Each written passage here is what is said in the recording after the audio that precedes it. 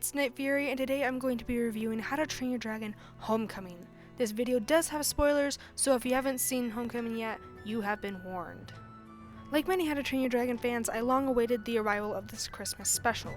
I felt like the Hidden World introduced too many new things at its end, like Nefink, Zephyr, the Nightlights, and a married Hiccup and Astrid, that there just had to be another story with these elements, and that was Homecoming. When I first watched this short, it gave me a completed feeling toward the trilogy, and I genuinely loved this new Snuggletog story. But after letting it settle in, I realized it had some imperfections. So here I'm going to discuss the good, the bad, and the okay of Homecoming. I'm going to start out with the good and say that the short's animation was absolutely beautiful. The Hidden World and New Burke were stunning, along with all the characters. The music, although not done by John Powell, was at the same level of amazing.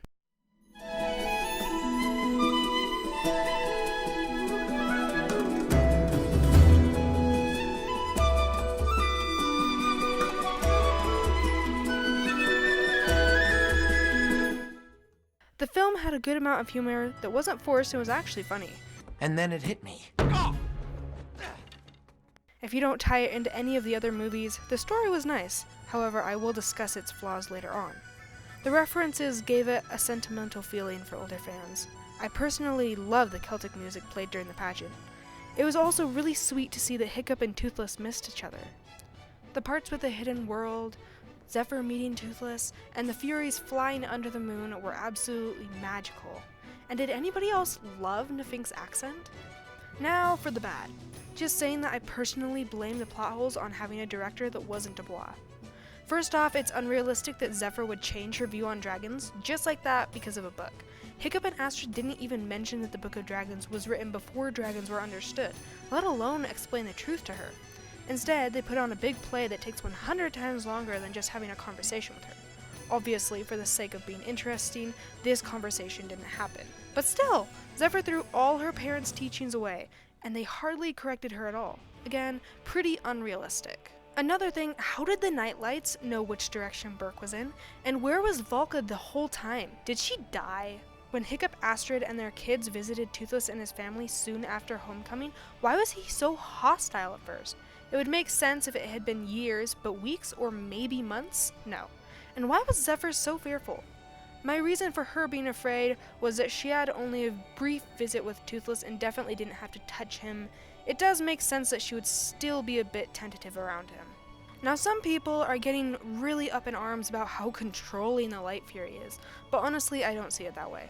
She only knows humans, except for Hiccup, to be brutal and murderous. She's never been tamed, and it makes sense that she wouldn't want Toothless to take the family to an unsafe place, in her view. The Hidden World is her home, and it's understandable that she doesn't want her children to be vulnerable. Toothless is also the king of dragons and has responsibilities in the Hidden World. It's also his home now, too, and though he wants to visit Hiccup, he listens to the reasoning of his mate. It's not being controlled, it's just depriving yourself of things you want for a bigger purpose or for loved ones. That's about it on the major things, so now on to the okay things. The Nightlights had a lot of sharp movements when they played, accompanied by silly sounds. It seriously bothered me.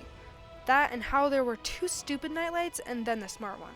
I prefer to say that they like to play with each other a lot, but they did act more cartoonish than the blue-eyed one.